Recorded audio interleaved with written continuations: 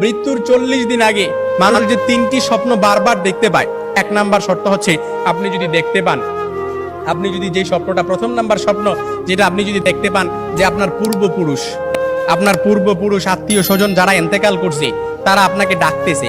তারা আপনাকে ডাকতেছে, হাহাকার করতেছে, তাদের কাছে চলে যাওয়ার জন্য ডাকতেছে, কিংবা তাদেরকে বেশি বেশি স্বপ্ন দেখতেছেন, তখন মনে করবেন যে আপনার মৃত্যুর সময় ঘনিয়ে এসেছে। তবে এটাই যে খুব একেবারে বুঝার বিষয় এরকম কিন্তু নয়, কিছু বিষয় রেয়ার থাকতে পারে। তখনই আপনি আল্লাহর কাছে সাহায্য প্রার্থনা করবেন, আল্লাহর কাছে বেশি বেশি ক্ষমা চাইবেন। দ্বিতীয় নাম্বার যে স্বপ্নটা, সেটা হচ্ছে আপনি যদি স্বপ্নে দেখেন যে আপনার মুখ থেকে একটা পাখি বের হয়েছে আর এটা ছটফট করতে করতে আসমানের দিকে চলে গেছে, সাইয়েদনা আলী রাদিয়াল্লাহু তাআলা থেকে